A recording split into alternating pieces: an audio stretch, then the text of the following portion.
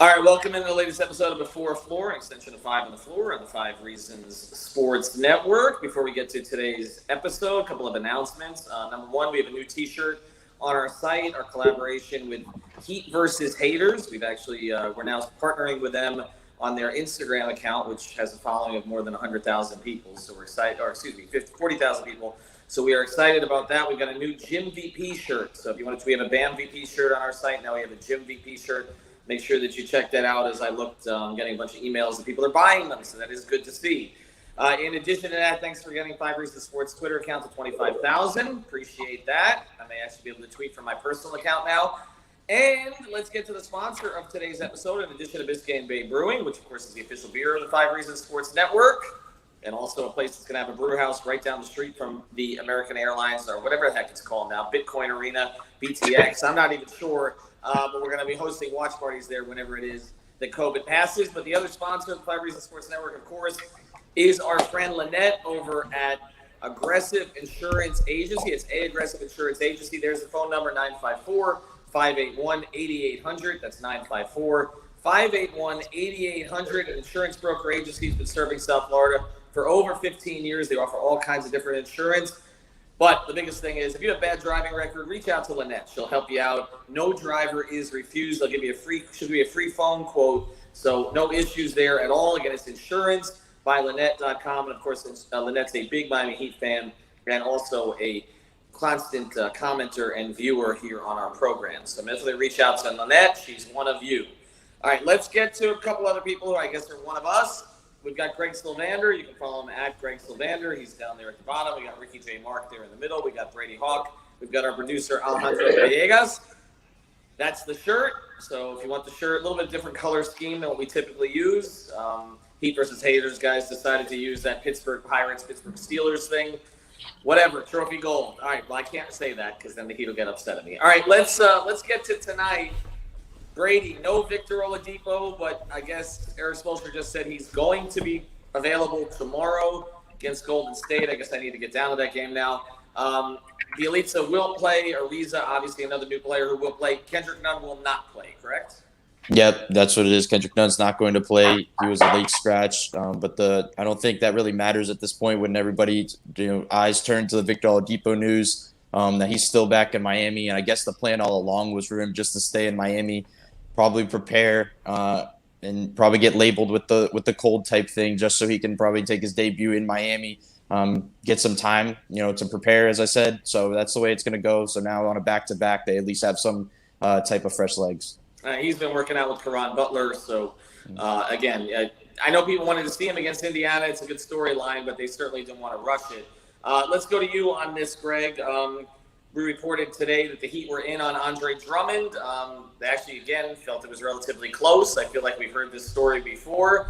I got some people that tweeted at us. And, again, I threw the Whiteside thing out there just to have some fun today. But I know that. But people tweeted at us kind of like, why are you even reporting this? The reason we're reporting it is because we're trying to show you that the Heat know they need a big man. Like, they're making an effort to get a big man.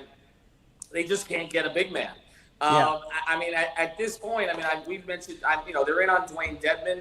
The name Greg Monroe came up today. I mean, we're back in, I don't know, the last decade at this point. Really? Who do they even look at? I mean, I think you kind of nailed it. Greg Monroe has came up because he's doing the Remy workouts thing, and that has been where Drummond was.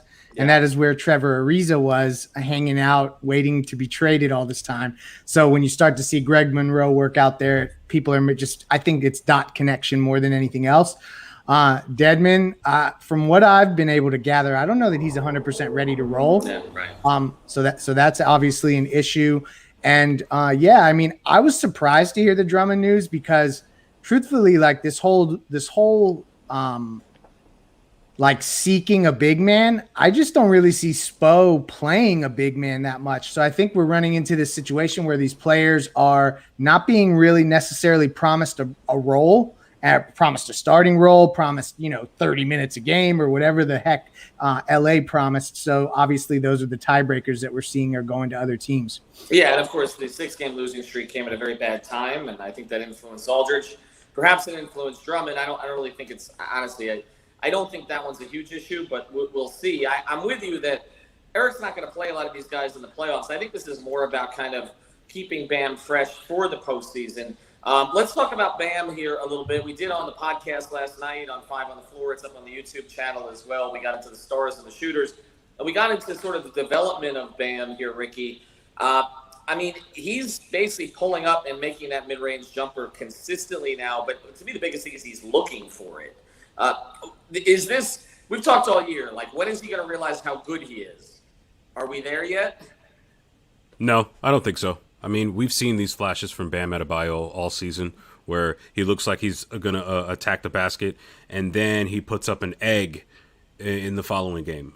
We're going to need a much more consistent string of aggressive, assertive play combined with just an all-around type performance from him before at least I am going to be convinced from Bam Adebayo. And one other thing comes to mind with regards to some of the bigs that Miami's been looking at. I'm honestly surprised to have heard about Greg Monroe as one of the names, but I think it needs to be said that when you consider the report from Woj earlier today with regards to Boogie Cousins is in negotiations with the team with regards to a 10-day contract in order for him to be the third string center behind Ivica Zubac, right? So this is a guy that we've been seeing in the comments for almost a month now, if not longer. Oh, when are we going to get Boogie? We need Boogie. If he was at the level he was at, and I've had this theory all along that maybe he's not where he should be, Miami would have at least taken a flyer on him at least once at this point, and they haven't. And the fact that the Clippers, who need size and need that kind of consistency, are willing to make him a third-string big man, I think that is an indictment, unfortunately, on Boogie's situation right now. There's really no way around it for those that have been looking at it. You're totally right. It also tells you the need for centers around the league is just not that great. And that's why, again, Brady, we may be sort of overemphasizing their need for a center per se. I just think it's another body in the power rotation somewhere, all right? Like, it's not – they don't need to throw the ball into the post or somebody. They need to survive the non-Bam minutes. Like, I feel like now with the reason – that's what this is. And you tweeted out that stat the other day. And again, I don't want to pick on Precious, but unplayable doesn't even do it justice when you look at the on-off numbers in the past couple of weeks, right? So, I mean – they just need anybody else right now until they need to get Precious in a training camp in a summer league, I think before you can really count on him in any way. Yeah, and I think that's what I was going to touch on about, we've talked a lot about finding a true big to kind of throw and, balance the Bam minutes because he's just an athletic guy that can put the ball on the floor. But I just think they need a more polished Precious if they're going to need anything as that backup. They feel more, they trust a guy that is able to switch, play more like Bam than to balance it. I think that's what they look for. That's why they like Trevor Ariza. That's why they like Andre Iguodala. That's why they like these guys so much. So I feel like if a guy like Dwayne Dedmon, I think makes more sense than anybody because of his ability to have those athletic flashes at least than a guy like Boogie Cousins, who is just kind of slow-footed at times on the defensive end. So I do think that makes the most sense, and although we've looked at the true bigs for quite some time, I think they might be going the opposite direction. What does it say, Greg? And I just kind of want to set you up on this, and then we'll get into tonight's game. I mean, what does it say that when I pulled the Whiteside thing today on a 10-day contract? Okay, would you sign? And again, Hassan's not even cut loose yet, but would you sign Hassan to a 10-day contract? We're over 6,000 votes, which is the biggest poll I've ever done, and literally 38% said yes. Oh my gosh! So yes. I mean, it was a joke. It was. I know. I hope it's a joke. Geez, for my own sanity. This is the thing with Hassan, and everybody knows that I've been particularly critical of him, and will continue to do so until he gives me a reason not to be. And I just don't think people are realizing how miserable Spoelstra looked. And listen, I'm not going to pull this card often, but I stood in front of him a couple times last season in that the 2019 season, and he looked the season prior before Hassan got traded, and he looked absolutely miserable. And it led to me. I mean, the more I looked into it, I mean, that's why I wrote a piece about him going to the front office and Juwan Howard becoming the coach, because he looked that drained by what went on. And I just don't see them bringing in a guy that's going to stir up those old emotions for 5 to 11 minutes upon a promise of like the rebounding and shot blocking. At that point, like play UD if that's what we really need to do. Like why is he on the roster? If you asked him, he would say he could give you 10 minutes for 3 weeks. So I feel like at that point, like why not like look at a Kendrick Nunn type, Duncan Robinson type like prospect that you could sign with this last roster spot and cultivate somebody for the future. I don't know. I think that might be an asset driving move versus just like these like quote unquote dead big men. Yeah. And here's to your point. Okay. I think in retrospect, the Heat regret not having a G League team. I understood why they did it because they wanted to get their situation right. They didn't feel they had the time to kind of devote to it. That was the excuse that was given to me. I understand it, but in retrospect, we've talked about it. They're two-way guys, Brady. They're one point guard or two, combo guard and one shooter. They're not bigs. They really haven't developed bigs. They tried with Silva, but otherwise, since Hassan, honestly, and I don't even know that they developed him. He just sort of showed up. But to me, the thing about Whiteside is, again, Erik Spoelstra just sat down with us after Hassan was traded and was the happiest he's ever been. And I don't think people really recognize what was going on behind the scenes or the way that Whiteside submarined Bam. There's just no way they would put Hassan back on this roster with Bam. I'll take a 3-week break from the fourth floor, I promise, okay, if that actually happens. They're not going to do that. They're not going to do that to Erik. And I don't think Hassan – problem is if Hassan had any success, it's the worst thing that could happen because then he's going to want more minutes and more touches, and that's just not going to work. People are mentioning some other names here. Rondae Hollis-Jefferson is interesting. Marquise Chris is kind of busted out.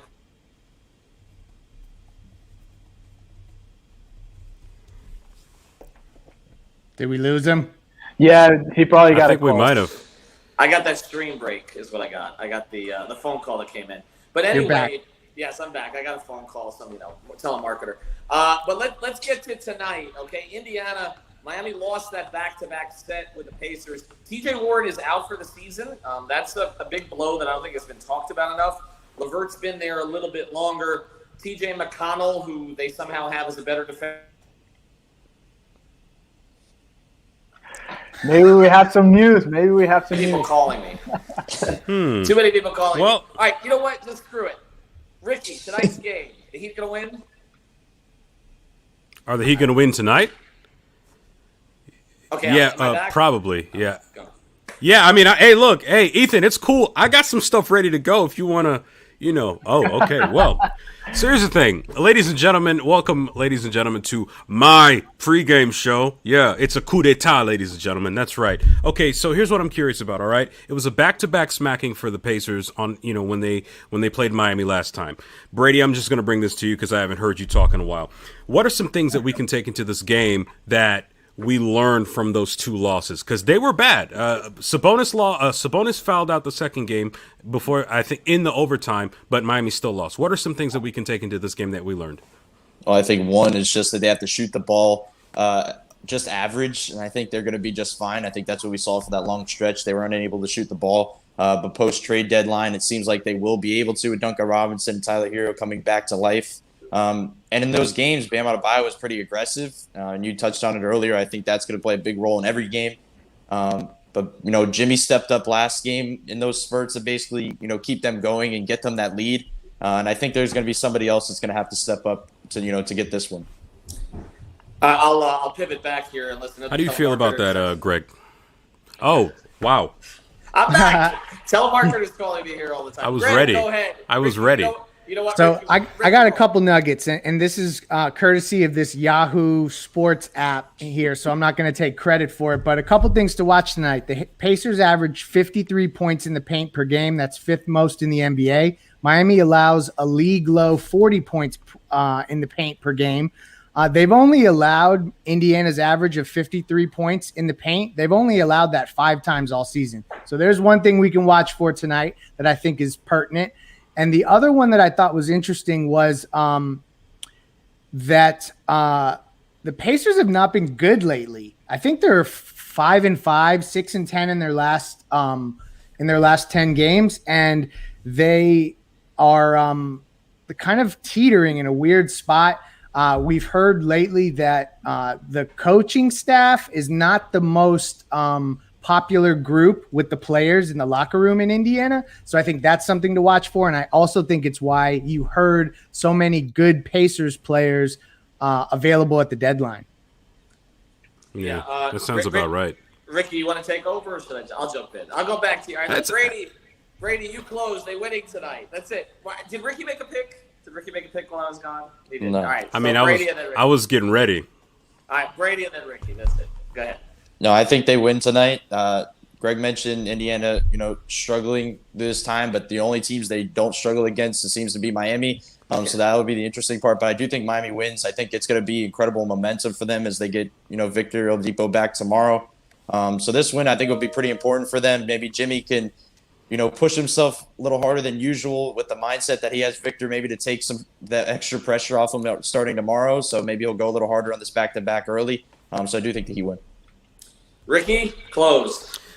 I think we're in a situation where history has not been on Miami's side with regards to playing in Indiana. I remember only just a handful of wins, even dating back to Wade's prime year in 08-09 from then onwards.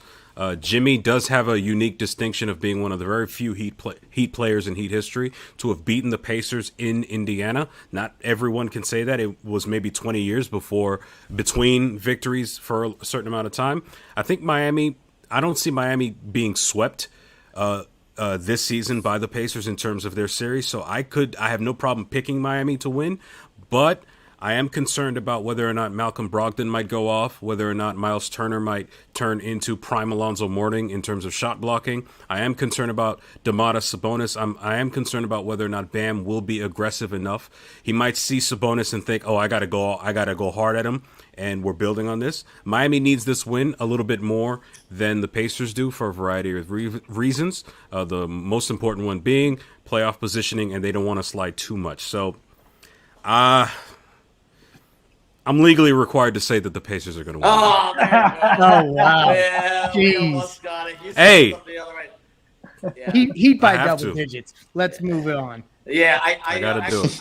I actually think this is another Bam game tonight. We know he's not a huge fan of Miles Turner. I think he gets up for this, and I do think there'll be a little bit more aggression. I've heard that Jimmy's been pushing him to be more aggressive, so we'll see if that flies here tonight. It was suggested that he need to sign the tallest person at 5 Reasons.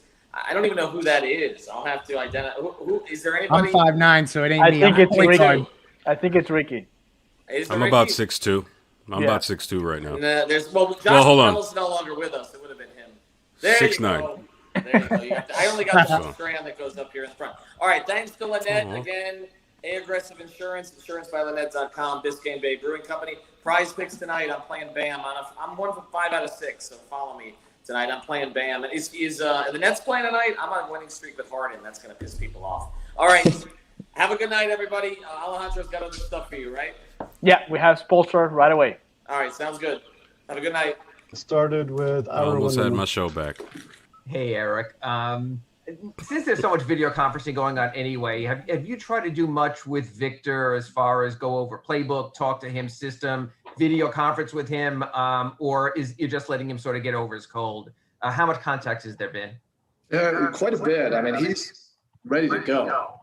We've been cleared to be up here. He would have been, but we've had several Zoom sessions just to review and try to fast track our system. But he's a savvy, a high IQ veteran player. He's going to pick up things very quickly. He's been able to work out the last couple of days with Karan at the arena. So they've been able to review some things as well. I've talked to him.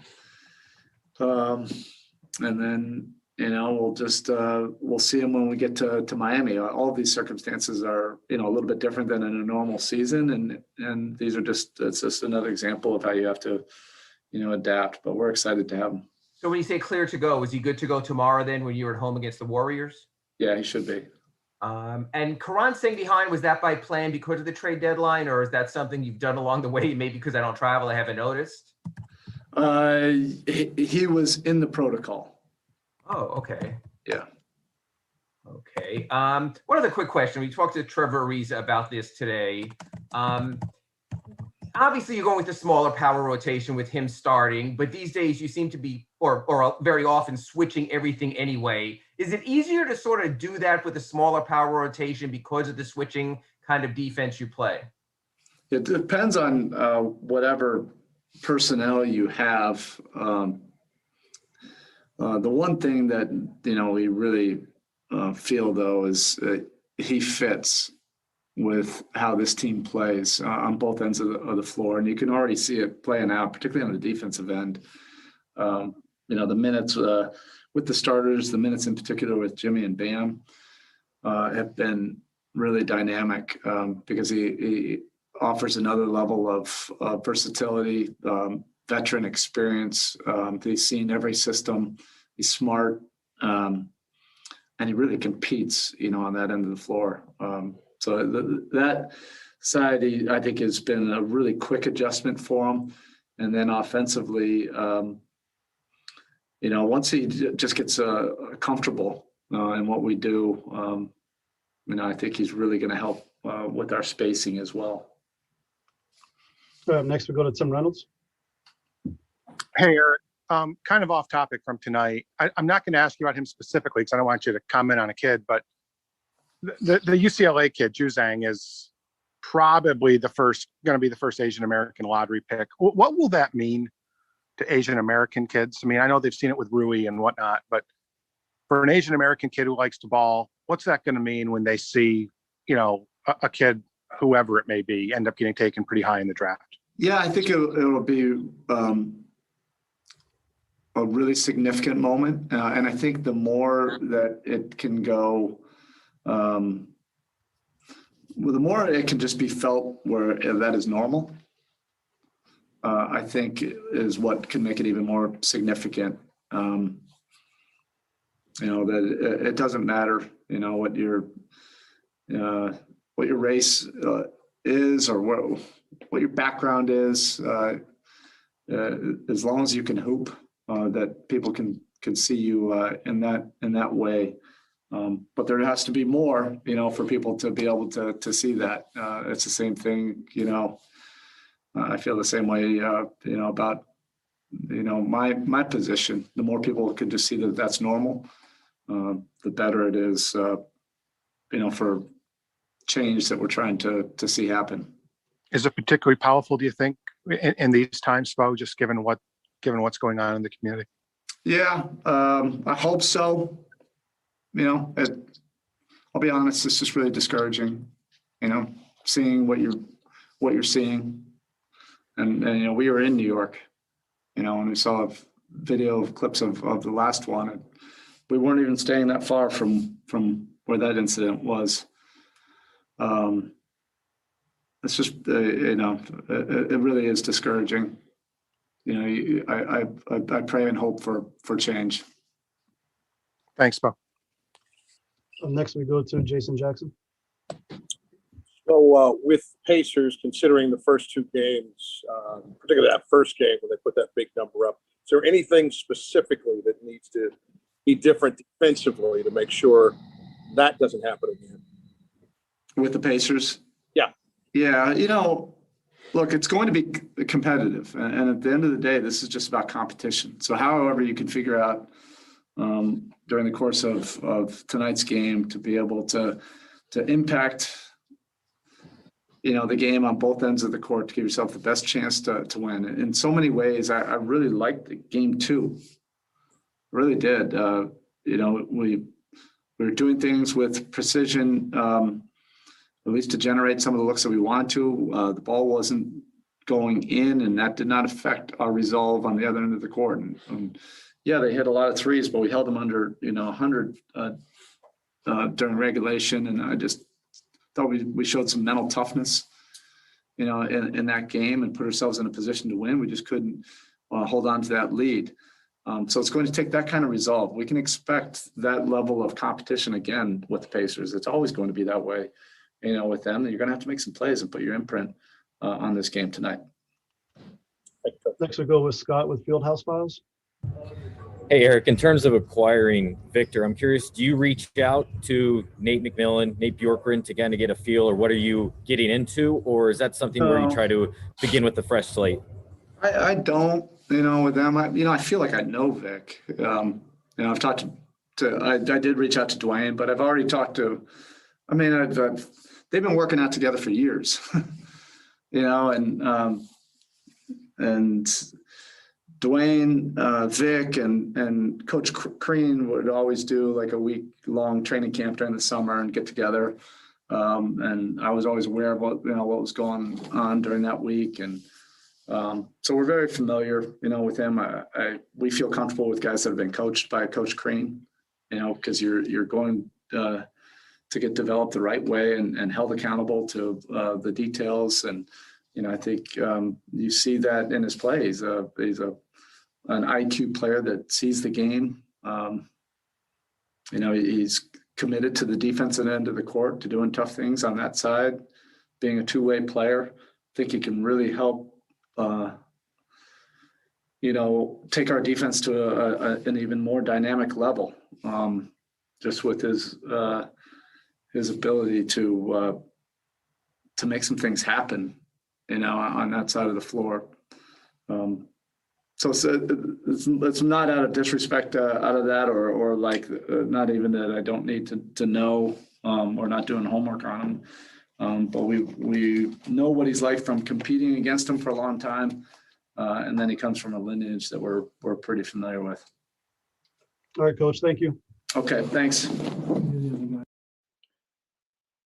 All right, that was Coach Erik Spoelstra today, right before the game against the Indiana Pacers. So for all of you that are asking, Victor Oladipo will not be playing tonight. He's expected to be playing tomorrow night when they face the Golden State Warriors here at the American Airlines Arena. So let's go ahead and now let's listen to Bam Adebayo from a couple of nights ago after they defeated the New York Knicks at Madison Square Garden. Let's go ahead and listen to him.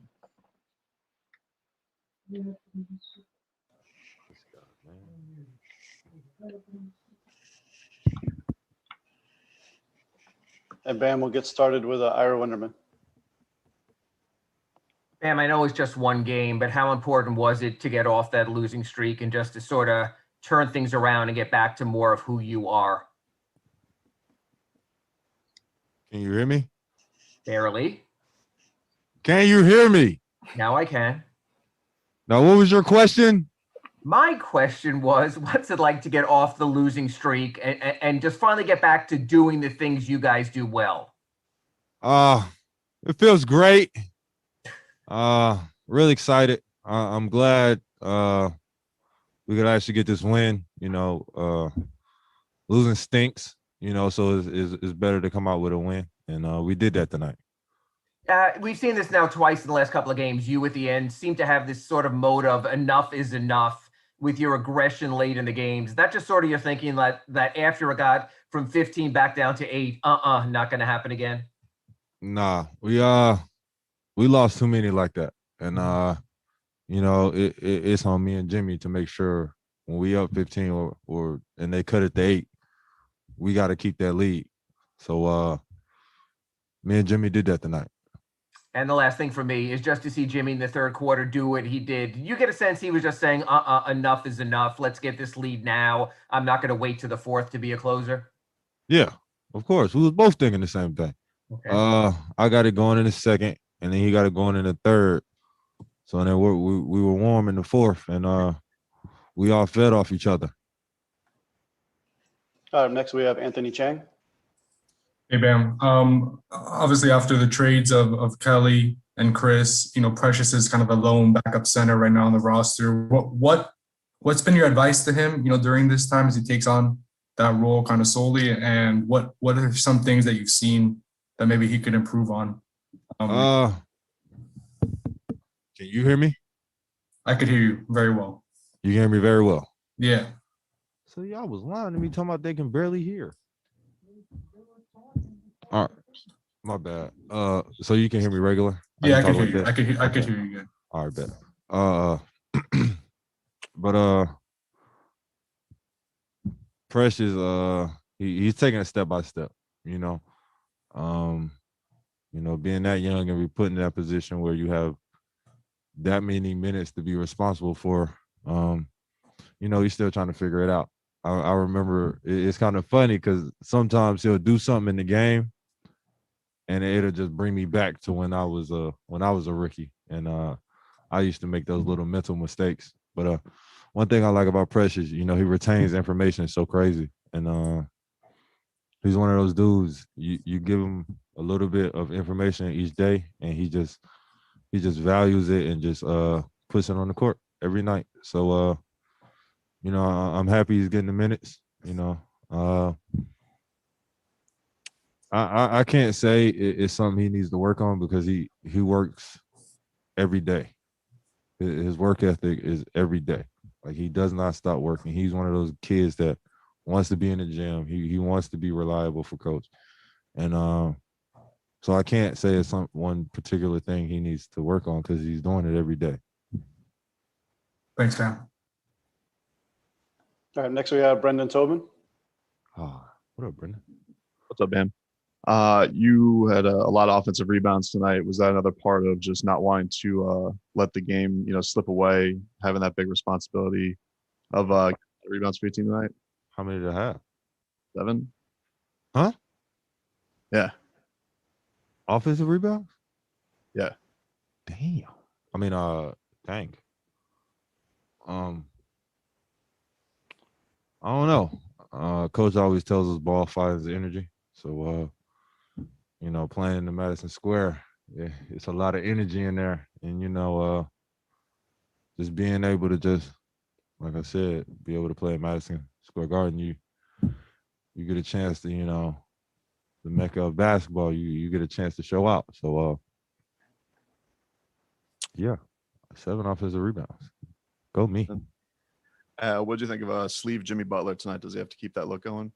I think he does, for the simple fact of I'll be calling the sleeve game. And he played well tonight when I told him to put it on his left arm. So and made 2 left-hand layups, scoops. You never see Jimmy shoot left-handed scoops. So I think he should keep it. It's been doing pretty well for me. Next we go to Cooper Moorhead. Hey, Bam. A lot of early clock, just kind of self-created offense between you and Jimmy tonight. You alluded to it a little bit earlier, but when you guys are attacking that early on your own, the clock, is that just you guys sensing that the offense needs it? I'm sorry, can you hear me?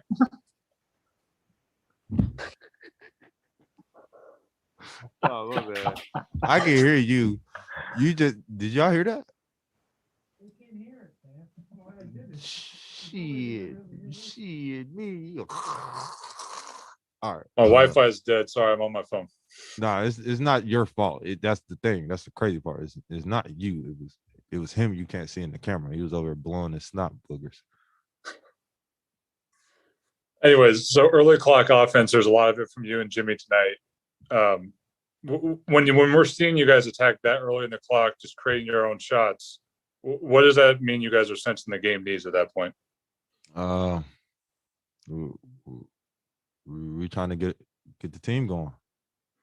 Spo puts a lot of the offense on me and Jimmy. So, whenever we can get buckets easy in the first quarter and get ourselves going, it doesn't do anything but, help our teammates, help us get open shots, and, puts us in positions to get in the flow.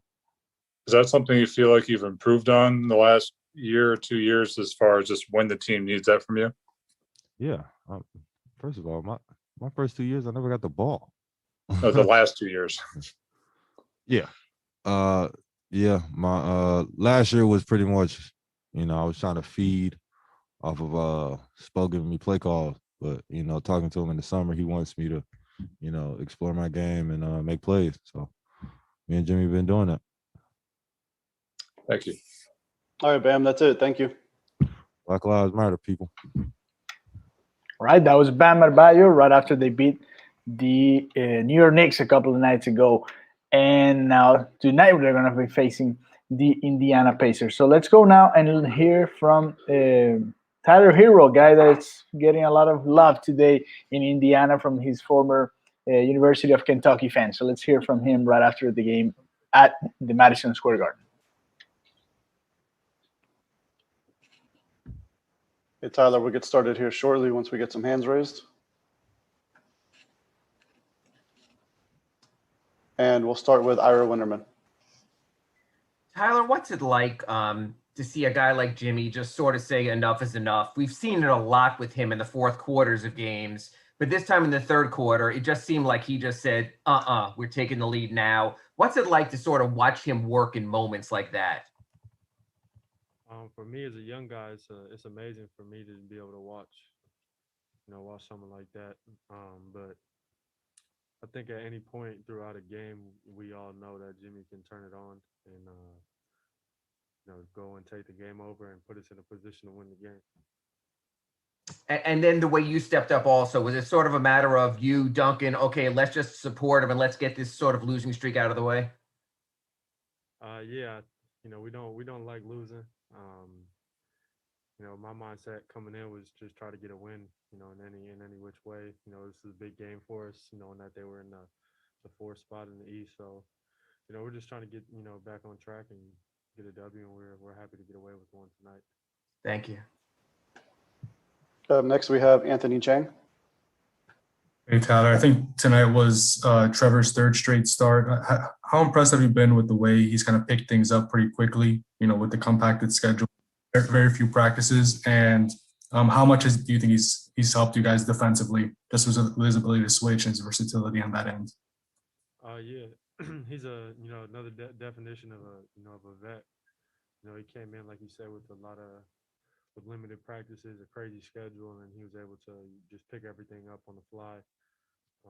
He's been in the league for obviously a long time, so he just picks up on things naturally. And for me, as a young guy in this league, it's another blessing to be able to play with a guy like that. All right, next we have Brady Hawk. Hey, Tyler. When closing games with a guy like Andre, how much impact does he not only have on your defense, but also on the offensive side of the ball, facilitating your offense? A huge impact. Obviously, we all know what he does defensively. But like you said, offensively, he's able to get guys in the right spots and work the baseline and be able to, really just, help with our spacing.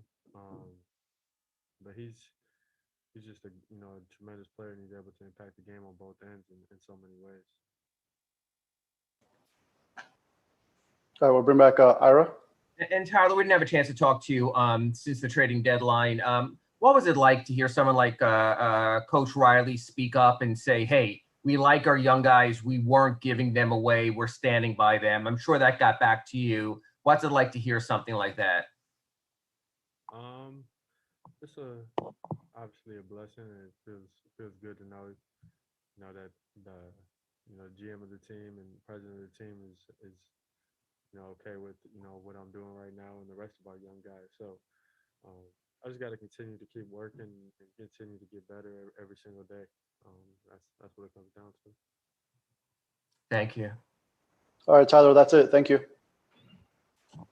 All right, that was Tyler Herro. A couple of nights ago, they beat the New York Knicks at Madison Square Garden. This is the starting line for tonight. We have it already. The Miami Heat just posted it on their social media accounts. It's going to be Goran Dragic, Duncan Robinson, Jimmy Butler, Trevor Ariza, and Bam Adebayo. Again, Duncan and Robinson along with Goran Dragic, Jimmy Butler, Trevor Ariza, and Bam Adebayo. That's going to be the starting five for tonight. Next up, let me check here real quick. We have Duncan Robinson is going to be our next one. Duncan Robinson, right after they beat the New York Knicks. This is what he said after the 98-88. Get started with Ira Winterman. Duncan, for as much as you guys came around offensively in the second half, you guys also kept up the defense of the first half. How important was it that in this kind of grind game not to lose any of that traction that you built defensively from the start? Yeah, I mean, we knew it was likely going to be in the mud type of game. We talked about it before the game, and of course talked about it at halftime because that's what it ended up being. But it was great that our defense gave us a chance. Kept it close enough. Obviously, our offense struggled to find rhythm in the first half, but we kind of opened it up in the third quarter. A lot of times you see Jimmy as a closer. Jimmy, it seemed this time, didn't want to wait for the close and said in the third quarter he was going to sort of do his thing there. I know you had 11 in the quarter, but what was it like to see Jimmy sort of say, hey, this 7-point deficit at halftime not going to happen. Let's go up by 9. Yeah, anytime he can take control of a game like that, obviously it's really good for us. The thing about him is he does it in a variety of ways. That's what makes him so tough to stop. So obviously a luxury to have a guy like that, wearing your jersey. Thank you. All right, next we have Anthony Chang. Hey, Duncan. I know Nemanja only played 5 minutes tonight, but how important could a game like today be for him just to get his feet wet? And what from what you've seen from him over these past 2 days, what do you think he can add to this team? It's been a crazy stretch for him. We were talking a little bit before. Obviously he's just still trying to get his feet underneath him. But he's a big time player, super skilled, and really has a great feel for the game. So I obviously know that from playing against him, but it jumps out at you when you just spend time around him, even in simple stuff like 5-on-0, just the way he moves and thinks the game. So he's going to be a great addition. He's certainly going to help us a lot. Thanks, Duncan. Next we have Barry Jackson. Hi, Duncan. We really didn't have a chance to ask you about this since Pat made the comments after the trade deadline on Thursday night. I'm sure you probably saw him where he talked about how you and Tyler have a chance to be great, and he just doesn't want to give up young players with that ability. Speaking of you and Tyler, just your reaction when you heard the comments. Were you pleased to hear that?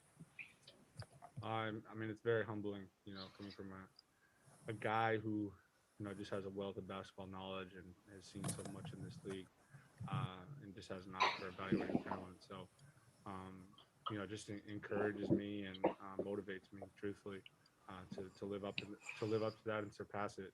That's the ultimate goal. And I just got to continue to show up, handle my business, work to improve, and the goal and the plan is to make those comments a reality. Thank you. Next we have Josh Mosier. Hi, Duncan. Just how much of a relief is it to finally end this losing streak? Oh, it's a great feeling. Anytime you drop, any in a row, let alone 6 in a row, we were struggling. So it's certainly nice to just get this one, continue to move forward and build off of it. Thought there were some really good things that we could take away from this one and apply moving forward. Next up, we have Brady Hawk.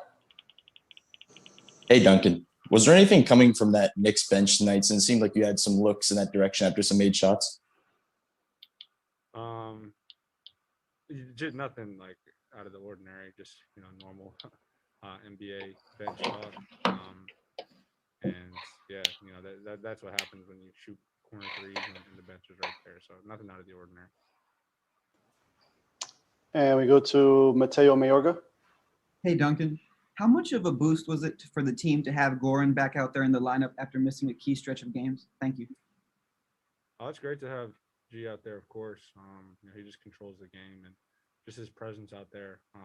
We feel really comfortable with the ball in his hands and his ability to play, make, and create, and of course, really be a spark for our offense. So, I know he's still just getting his rhythm back, obviously missing time, but it's only a matter of time until he does. All right, Duncan, that's it. Thank you. Yep, thanks. Right, that was Duncan Robinson talking a little bit about what he said to the bench, the New York Knicks bench, after a couple of threes there in that game that got a little bit hit up, and we'll see what happens tonight against the Indiana Pacers. So we're having a lot of comments here about the Hassan Whiteside situation. It was a joke by Ethan Skolnick today. For all of you that are just getting here, like our friend Rene Herrera, that was just a joke. The poll is out there on Five Reasons Twitter account, so you guys can still vote, I think. If you would like to have Hassan here on a 10-day contract or something like that. I know Jose is part of the team Hassan, and here's been a very interesting debate going on here. April Fools, yeah, I guess. A little one day before it actually gets here. So yes, that's what's going on right now. Our friend Marco Ponce, Oladipo didn't come to the Heat to go to the bench. He's starting 100%. They're using Dragic because Oladipo is still in Miami. So what we're gonna go ahead and close this out because we have their friends from the Dolphins are doing a live show right now talking about what's going to happen with the team and all the draft picks that they're maybe getting sometime soon when the draft comes up. So we're going to leave you guys with that. And then at 8 p.m., we're going to come back to talk a little bit about the Marlins. We're going to do a preview with our friends from Biscayne Bay, or just talking about the Marlins in depth with the entire 5 Reasons crew. We're having new guys coming up, guys and girls also. They're going to be covering the Marlins here on 5 Reasons. We're going to do that starting at 8 p.m. So please join us. We're going to have giveaways. We have free beer for some of you, but you have to be there at 8 p.m. to know how to get it. So thank you very much for being with us today here in the 5 Reasons pregame show. Let us know what you think, who's going to win tonight, Miami or Indiana. Indiana won the first 2 games here in Miami. Now it's the third one over there at Indiana. We'll see what happens. So the countdown is down to 24 minutes. In 24 minutes, the game should start. And you guys can watch the game and also get back here at 8 p.m. and join us for the Marlins on Tap. We're starting that new show, Marlins on Tap, since the season is starting tomorrow. Sandy Alcantara against Tyler Glasnow, and I'm going to be there at our new stadium, Lone Depot Park, not Marlins Park anymore, Lone Depot Park. That's going to be hosting the opening day for Marlins and Rays. Sandy Alcantara and Tyler Glasnow. We're going to be talking about all of that here on the 5 Reasons YouTube channel starting at 8 p.m. So thank you very much. Again, for all of you that are just getting here, this is the starting lineup before we go. Goran Dragic, Duncan Robinson, Jimmy Butler, Trevor Ariza, and our friend Bam Adebayo. Goran Dragic, Duncan Robinson, Jimmy Butler, Trevor Ariza, and Bam Adebayo, the starting 5 for the Miami Heat tonight. Have a good one. Enjoy the game, and we'll see you later here, not only for all the content that we have for Dolphins, Marlins, but also for the post-game show here on the 5 Reasons YouTube channel, the Post Up hosted by Royal Shepherd. Have a good one. Enjoy the game, and we'll see you here in a little bit.